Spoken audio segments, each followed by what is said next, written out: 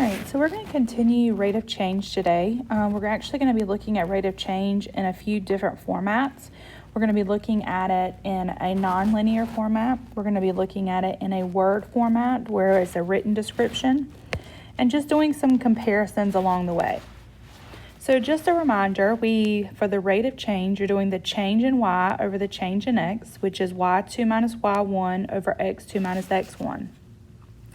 So when I'm looking at number 1, it says the graph shows the number of bacteria present in an experiment. What is the rate of change for the number of bacteria from t equals 2 to t equals 4? So t is going to represent our x value. So when we're talking about t is representing x. So they're asking us to find the range between 2 and 4 for x values. So what I'm going to do is I'm going to identify at x equals 2, I have the point 2 and 2,000. And at 4, I have the point 4 and 8,000.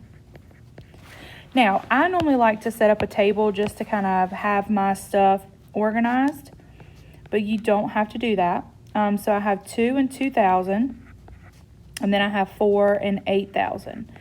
Now, a lot of students, when they first look at this, they'll see 8,000 and 2,000, and they'll identify those, but then they'll get 6,000. And that is not going to be the correct way to handle this problem. So again, we're going to do our change in y over our change in x. So we have my y values is going to be 8,000 minus 2,000 divided by 4 minus 2. So we have 6,000 divided by 2. And 6,000 divided by 2 is going to give me 3,000. All right, so for number 2, it says the graph below shows Blair's distance from home on a 6-hour train trip. During which interval was her average speed in miles per hour the greatest? So the key word here is the greatest. So when we think greatest, we're thinking about which section is the steepest. The steepest my change is, the greater the change is. So I'm going to just do a quick little highlight here. So we're going to go from 0 to 1. We're going to go, I'm trying to change from 0 to 1. So then we have from 3 to 4, which is basically constant, that's flat. Then we have from 4 to 5. And then we have from 5 to 6. So I'm hoping at this point we can see that we definitely need to eliminate from 3 to 4. 3 to 4 is a very flat, constant value, so that's not going to be the greatest change. So which section has the steepest change? Well, the section that has the steepest change is in blue here for me, which is going to be from 4 to 5.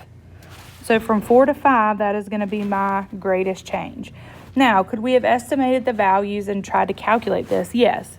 But graphically, as long as I can identify that that distance is the steepest, then it's the greatest. If it asks you which one is the least, then the answer would have been from 3 to 4 because that had no change at all because it was constant.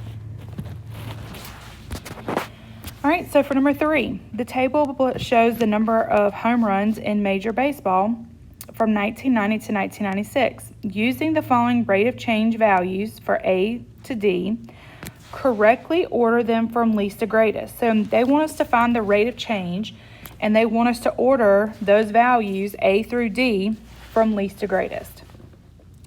So for A, we're starting with 1990 to 1991. So I'm going to kind of color code this, and I'm going to kind of erase some of the things as I go. But for this particular piece, we have 1990 and 1991.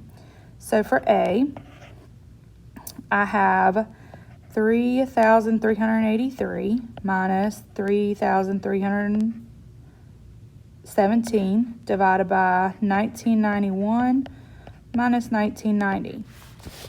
All right, so I'm actually going to put this in Desmos. Now, if you want to go ahead and set Desmos up as a fraction, if you go ahead and hit the division key first, it puts a template of a fraction in there for you. So I'm going to type that in. And 1991 to 1990 is 1, so technically you'd be dividing by 1. So A is going to be 66. So we're going to have to find all of them in order to actually get my values from least to greatest. So we're going to do now, we're going to find 1993 to 1996. So we're going to do 1993 and 1996. So we're going to do those values again, given those particular years. And yes, we have to use the values of the years that are given. So we're setting this up, my y2 minus y1 over x2 minus x1. And when I'm looking at this, I should be able to figure out that this is 3 years. So for this one, I have 310.67. All right, so my next range is 1991. So now we're going to be doing 1991 and 1994. So we're going to start with 94. So that's going to be the 3,306 minus 3,383. And then I have 1994 minus 1991. And again, I'm just going to come back to Desmos and I'm going to calculate that. And it's still going to be a 3-year difference, but my number values are changing for my change in Y. And this time I get negative 25.67. All right, so it was actually lower in 1994 than it was in 1991. So that average went into the negative. All right, and my last one is 1992 to 1993. All right, so we're going to do the home runs for 93 and then the home runs for 92. And let me erase that. I kind of covered up the, all right. So it was actually 3,038. And we have 1993 minus 1992, which is just going to be that 1 year.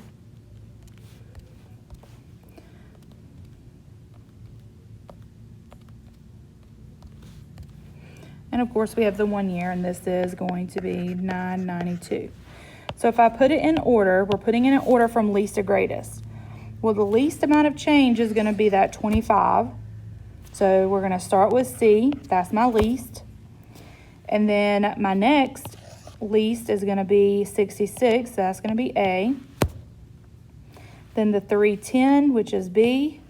And then my greatest rate of change was D. All right, so that one really wasn't a hard problem. It was just a matter that you had to calculate the rate of change multiple times. All right, so the table below shows the amount of Tyler studied before 4 math tests. It says, which statement correctly describes the rate of change? So this particular problem does not give me which values to use. So if we're looking at this, I always like to choose my first and my last when I'm not given the exact X values to use. So I have 92 minus 80 and 60 minus 0.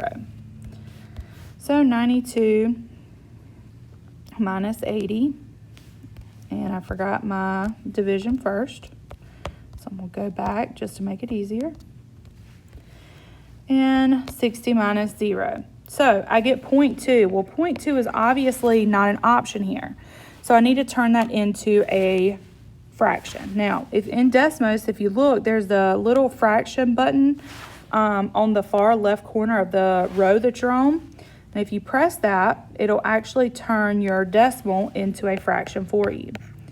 But the question is what does 1 and 5 mean?